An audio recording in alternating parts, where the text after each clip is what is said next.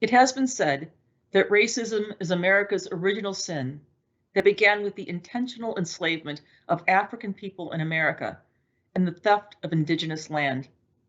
On March 25th, we observe the International Day of Remembrance of the victims of slavery and the transatlantic slave trade. This day is a United Nations international observance designated in 2007, and it honors and remembers those who suffered and died as a consequence of the transatlantic slave trade. The majority of enslaved people were from Central and West Africa and were sold to Western European slave traders who brought them to the Americas. The transatlantic slave trade created great wealth for many individuals and companies in this country.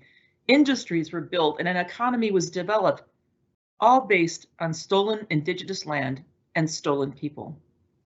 For over 400 years, more than 15 million men, women, and children were victims of the slave trade, which has been called the worst violation of human rights in history.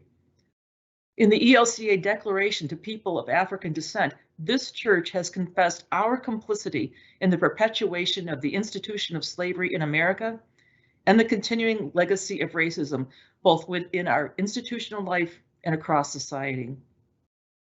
The newly developed resource, Now is the Time, calls our church to do the hard work of learning more about the inhumane history of the transatlantic slave trade and examining the paths that will lead us toward racial healing and justice. I offer this prayer from Now is the Time.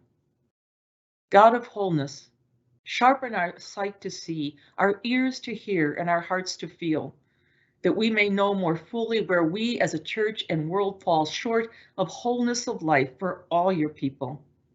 Strengthen us and give us courage to be repairers of the breach. Amen. Be well, dear church.